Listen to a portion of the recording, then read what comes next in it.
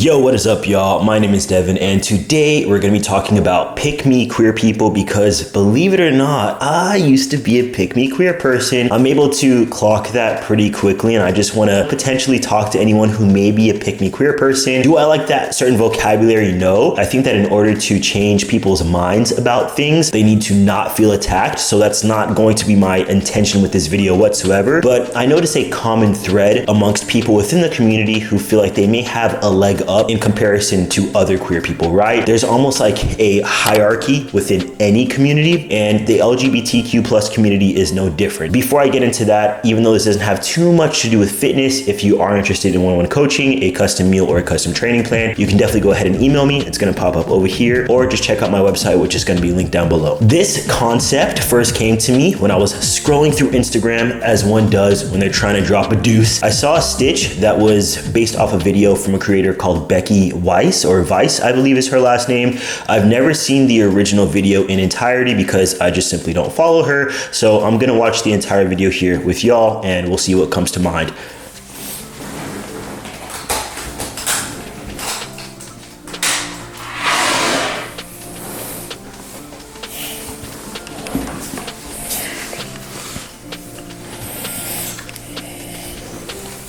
Donald Trump has just removed the T from LGBT on all the government websites. I don't even know what to say. It's okay if you don't know what to say, because I do. See, these are orientations. This is who you're attracted to, but these are identities. This is how you perceive yourself, as well as how you wish for others to perceive you. Then what happened was these two groups just got smooshed together, even though they're not the same thing. And even though they never belonged together to begin with, we were doing pretty well until the extremist activism started. And now the extremists on the left have inspired the extremists on the right to begin attempting to overturn gay marriage. Which one are you? Which extremist are you? So thank you for that.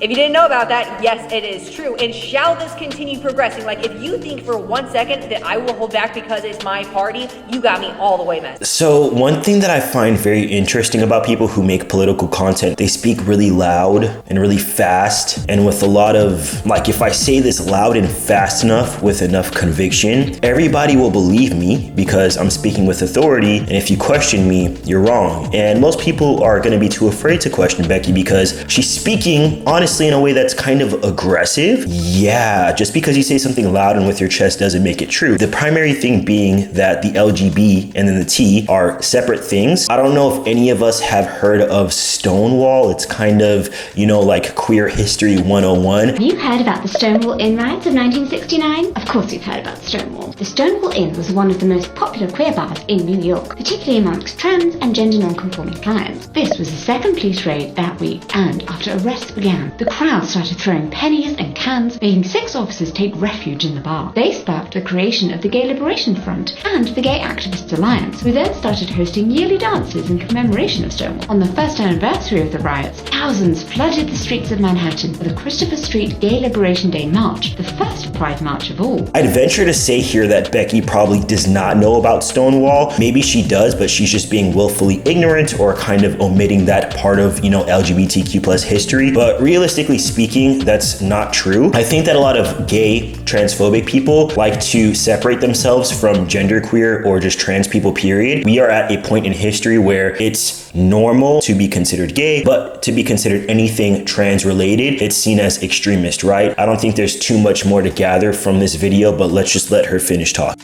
Messed up. So while y'all are mad that the government removed the T from the website, the rest of us are mad about your actions over the last 4 years. I find this so funny, as if they won't just delete that entire section of the website, period. Girl, you think they're coming for us, but not for you because you've been safe so far? Because it's not coming to mind. Let's search up when gay marriage was legalized. And she seems to think that this government likes her, when in reality, arguing and fighting for, you know, gay marriage was a very recent event, right? Gay marriage was legalized June 26th, 2015. So almost 10 years ago. Your ability to get married to your partner is not even a teenager yet, bro. And for some reason, reason you seem to think that the government is only going to come for trans people, as if that's not a setup for a deeper issue. Got it. Let's now dive into pick me queer people. I also did a video about Buck Angel, and I think he definitely does fall into this bucket of a pick me queer person. So if you want to check that video out, go for it. I think it's pretty impossible to leave out this one specific point. White gay people still benefit from white privilege. Becky not even acknowledging how people of color helped usher in a lot of rights for queer people, period. It makes me kind of uncomfortable to talk about race. I don't think that I've ever really talked about race too much here, period, but I think this is an opportunity to kind of help open people's eyes, because I'll be honest with y'all, most of my internet consumption up until probably a year and a half ago was purely bodybuilding focused. I didn't care about politics that deep. I just felt like,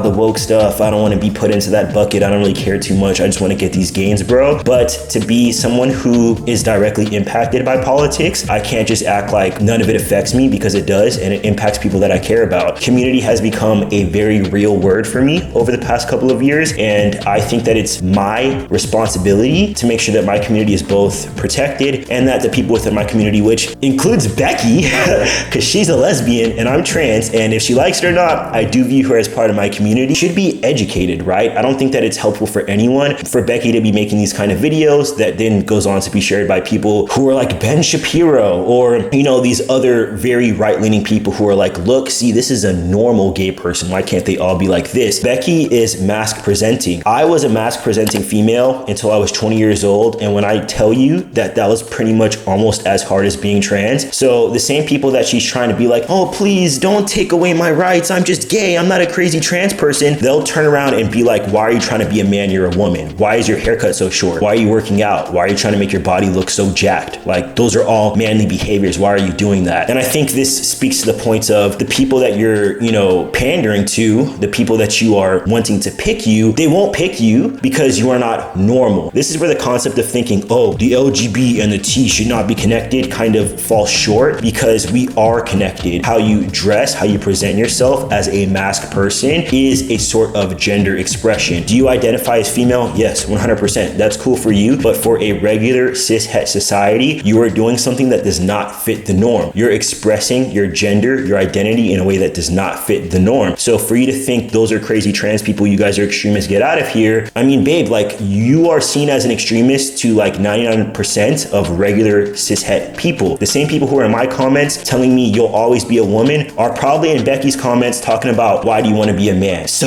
like, why are you fighting this battle? I know that I touched on race there for a bit, and my main point in bringing up race was just saying, you know, if you do have privilege, like I have light skin privilege, I'm light as hell, baby. If I don't get in the sun, I'm pretty freaking pale, okay? For me to act like I don't have a different experience than people who are darker than me is not true. For me to act like I don't have privilege is not true. So if you're a lighter person, if you're white, don't hear white privilege and then all of a sudden feel like you're being attacked. I don't think that privilege is a bad thing. You should not feel bad for having privilege. What you potentially should feel bad about is acting like privilege doesn't exist, because in doing that, you're dismissing your ability to help other people. You might not watch a video of a black trans guy, you know, talking about this, but you'll watch a video of me talking about this because I'm either desirable to you or I'm palatable to you. So I'm using my privilege as someone who is seen as desirable to spread this message. And people who are, you know, allies, whether they're cis het, you know, if they spread the message, that's them using their power and their privilege for good. If you're a white queer person, you have privilege, you can use your privilege to help everybody in the community, not just people who look like you. The biggest focal point of this video that I want to get across is, you know, why these pick me queer people ultimately have this rage that is misplaced, right? Gay people feel as though they have this privilege and this leg up over trans people. A lot of binary trans people feel like they have this leg up over non-binary trans people. And it's constantly thinking, oh, well, I'm more normal than you. Why are you making things harder for me in society? If you just stop being you, my life would be a hell of a lot easier. It's easier to get pissed off at someone that you view as lesser than you than it is for you to get pissed off at the system, right? Becky, I'm a trans person.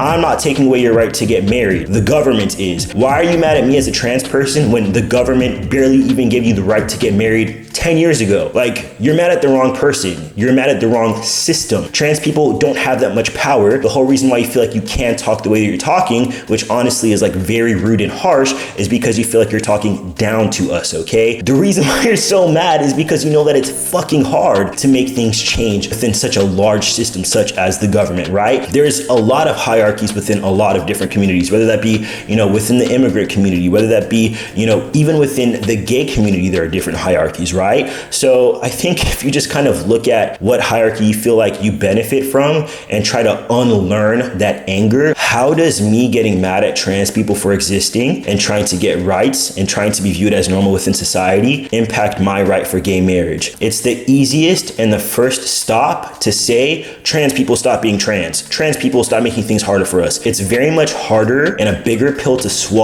to think, oh wait, trans people don't really have that much power within the government. The government is trying to take away my right to get married. I should be mad at the government. Like I said, my intention is never to make anyone feel like I'm coming for them or to make anybody feel like their viewpoint is wrong. It's to offer a different viewpoint from someone who used to feel the way that you felt. I mean, I used to be red-pilled. I used to be not necessarily Republican, but I didn't want to view myself as a liberal. I didn't want to view myself as woke. But ultimately, when you throw all that vocabulary aside and kind of like do the work on the history of your community and on the history of America, period, you'll understand that to be woke is just to not be ignorant at a certain point. I'm sorry, it's just the facts of the matter. We just got to do better as a community in general, as a country in general. What do we look like lesbians fighting with trans people when the government is over here screwing all of us? I mean, are we smart? What's going on? So if you like what you see, if you enjoy this video, please feel free to subscribe. If you do want to check out my gains, bodybuilding tips, anything like that, go ahead and follow me on Instagram. It's at DVNSPRS. It will also be linked down below. And like I always say, Devin loves you, Devin's a Dawn, and Devin is out of here, boy.